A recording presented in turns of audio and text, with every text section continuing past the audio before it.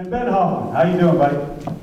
I'm doing really well, thanks. All right, so you been racing a while, and you pick and choose, you know, your events, but I'm first going to ask you, why the outfit? Well, I mean, I've kind of gone with the auto racing theme this year for my race kit. Last year was more of a Captain America look. Yeah. And yeah, I'm just paying homage to the auto racing. So. I love it. In the heartland here. Yeah, that's right, yeah. So we want to know, are you going to swim in that? I won't be swimming in this, no. I'm going to be in the Zoo Prophet, so. All right. So how's your training been going for this event?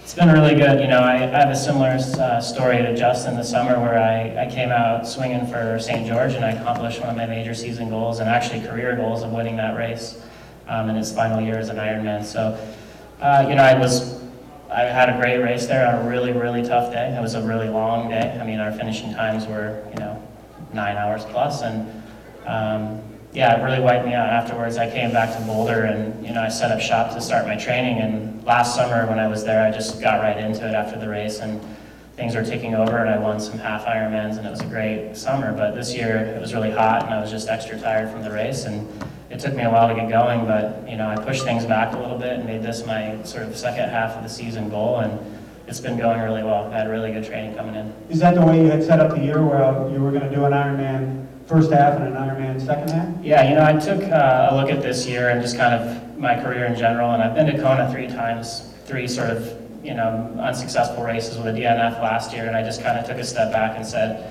you know, I'm 28 at the time, years old, now I'm 29, and I'm young for the sport, really. You know, you look at the guys that are winning the race and they're in their later 30s, mid to late 30s, and, you know, I think if I could be competitive at some point for the win, that would be sort of a career goal of mine, to be competing for the top spot in Kona. But before that, I think you need to have the experience and you need to have the confidence, and that's part of the reason I'm racing, you know, this race, is to come out and get a little more experience at the Ironman distance and hopefully some confidence from maybe winning another one. So, yeah, I originally planned also maybe doing Ironman New York City, but, you know, again, it was a slow summer for me at the beginning in June, it just wasn't happening, so I kind of took a look at things and said, Wisconsin seems like a good, honest course, and, you know, I think it'll suit me well, and I pushed everything back a little bit. You and Justin both, for everybody out there, both mentioned honest course. What do you mean by an honest course?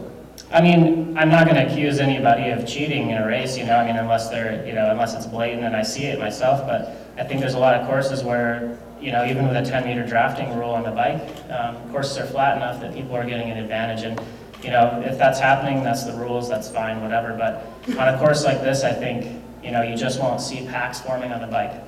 People will be split up considerably, and, you know, I think the run, from what I've heard, it'll keep things honest as well. A little bit flatter, but with some hills in it, and, you know, a marathon's never easy after 112 miles of rolling hills, so.